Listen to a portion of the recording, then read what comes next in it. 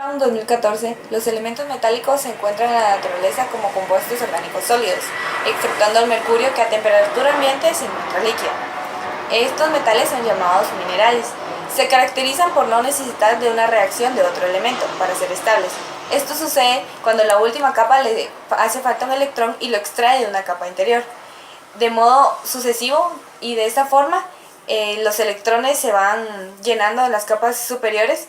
A esto se le llama transición electrónica y es por ello que reciben su nombre de elementos de transición.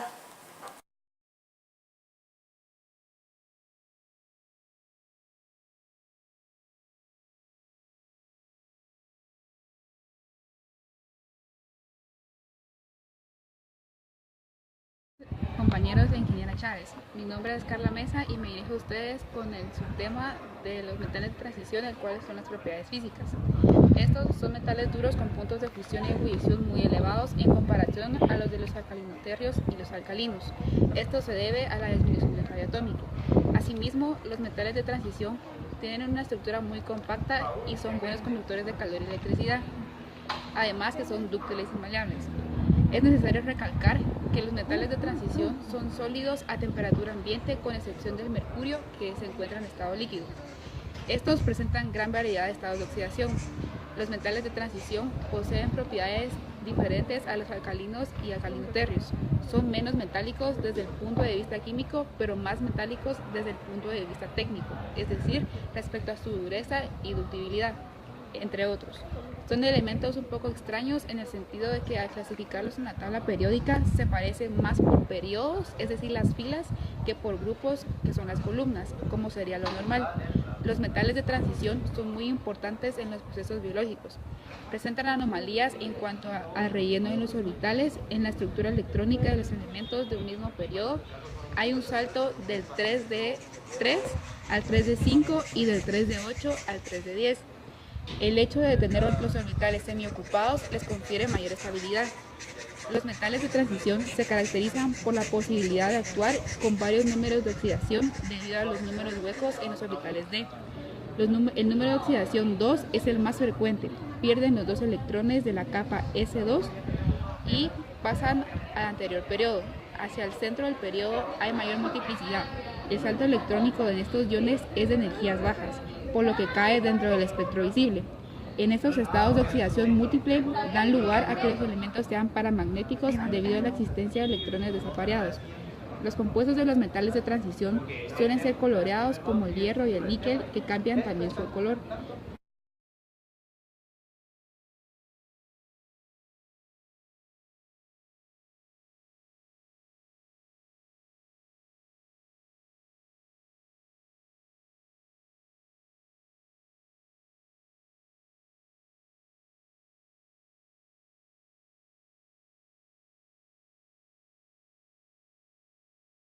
Yo soy Jorge Cifuentes García y me dirijo ante ustedes, alumnos e Ingeniera Chávez. Yo les voy a explicar el tema de configuraciones electrónicas y estados de oxidación, basándonos en el tema de metales de transición en metalurgia. Los metales de transición poseen cierta ubicación en la tabla periódica, debido a lo cargado de las subcapas del nivel de energía D. Según Brown 2014, muchas de las propiedades químicas y físicas de los metales de transición resultan de las características únicas de los orbitales D. Los metales de transición conviene subrayar que a diferencia de otros metales, tanto los metales alcalinos y alcalinoterrios, los iones pertenecientes al grupo de metales de transición pueden tener diversos estados de oxidantes estables. Esto se debe a que los mismos pueden perder electrones sin perder demasiada energía electromagnética. Un ejemplo presente es el cromo, que tiene electrones en nivel de energía 4s y 3d. La pérdida de todos estos electrones presentes en estos niveles de energía lo conduce a un estado de oxidación más 7. Por ende, los metales de transición consiguen distintos estados de oxidación de sus compuestos, por medio de la pérdida de uno o más electrones en sus niveles de energía. Bajo cada estado de oxidación de los elementos existe un patrón determinado a través de los periodos de los metales de transición. El primer patrón: el número de estados de oxidación aumenta en relación a cada ion hasta llegar al punto del magnesio. A partir de este elemento, el número de oxidación empieza a disminuir. El segundo patrón se da en el momento de formar compuestos químicos. Los elementos con estado de oxidación, bajo forma de los simples iones, a cambio de los que poseen estados de oxidación elevados forman enlaces a elementos electronegativos formando iones poliatómicos. Los metales de transición poseen ciertas características en relación al equilibrio de los estados de oxidación, tal como los iones en elevados estados de oxidación, tienden a ser fuertes agentes oxidantes, mientras que los que poseen bajos estados de oxidación tienden a ser buenos reductores. Siendo así, los iones con carga +2 a través del periodo comienzan como fuertes reductores y los iones con carga +3 comienzan siendo estables hasta volverse agentes oxidantes. El magnetismo... Ahí está ya.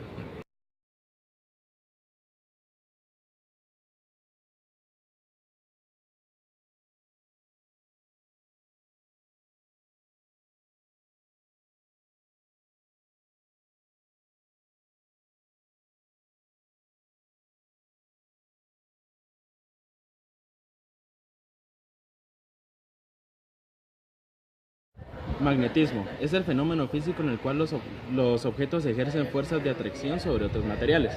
En la naturaleza existe un mineral llamado magnetita, o también llamado piedra imán, conocido como el único imán natural. También se pueden obtener otros tipos de imanes a través de aleaciones a partir de aleaciones de diferentes metales.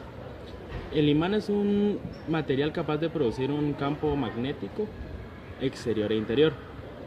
Está compuesto por áreas en donde se ejercen fuerzas, los cuales son denominados polos magnéticos, y estas zonas forman parte de la propiedad de polaridad. Dicha polaridad permite que los polos semejantes se repelen y los opuestos se atraigan. ¿Por qué? Porque cuando esta repulsión se debe a las líneas del campo magnético, al presentar una cercanía entre los polos de polos semejantes, estos se comprimen y no permite que se acerquen. En cambio, cuando existen dos polos opuestos, las líneas de campo saltan de un polo hacia otro, y esto permite que los metales se atraigan para que este salto se lleve a cabo de mejor manera. Las líneas de campo son las que revelan la forma del campo magnético. Estas emergen de un polo y rodean al imán para penetrar al otro polo. Dicho recorrido se le denomina como circuito magnético, y el número de líneas que existen en un circuito magnético se conoce como flujo magnético. Los materiales magnéticos se dividen en no magnéticos. Los no magnéticos son aquellos en los cuales no afecta el paso de líneas de campo magnético. El diamagnético son aquellos que son débilmente magnéticos. El paramagnético son aquellos en los cuales tienen un magnetismo significativo. Los ferromagnéticos son aquellos que son fuertemente magnéticos. Los antiferromagnéticos son aquellos que aún bajo un campo magnético inducido no son magnéticos. Y los ferromagnéticos son aquellos que presentan un menor grado de magnetismo que los ferromagnéticos. El ferromagnetismo es la propiedad que permite que los materiales puedan magnetizarse cuando se encuentran en un campo magnético y aún se conservan magnetizados cuando están fuera del campo magnético.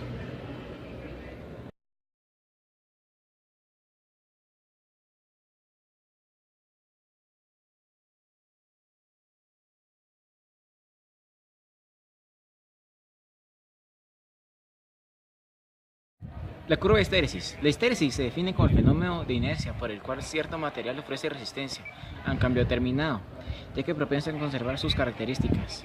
Esta resistencia se propaga logrando que un proceso de variación sea distinto en un sentido inverso. El estudio de la histéresis magnética tiene una fuerte influencia en los materiales magnéticos, debido a que se produce pérdidas de los antes mencionados.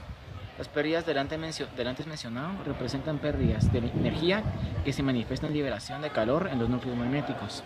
Por ende, el calor liberado reduce el rendimiento de los aparatos que poseen circuitos magnéticos, como dínamos, motores, generadores, etc.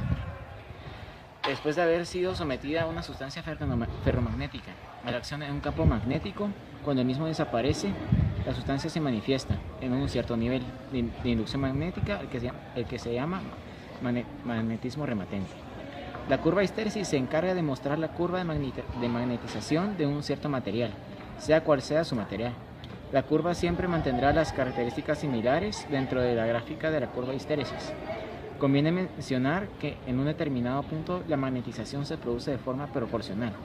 Este punto se denomina como zona lineal. Finalmente se llega a un punto al cual, por mucha magnética que induzcamos al material, ya no se magnetiza más. Ese punto se denomina como punto de saturación. Muchas gracias.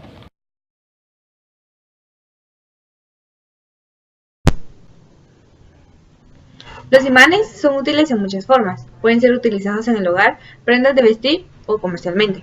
Podemos mencionar algunos usos de los imanes. Se utilizan en la producción, en fábricas o para el uso diario, incluyendo los imanes de nevera, el alivio para el dolor en el uso medicinal, llaveros, dardos y otros juegos. También se utilizan en la instrucción, como por ejemplo para las cintas de cassette, los CDs, chips de computadora, placas de base de ordenador.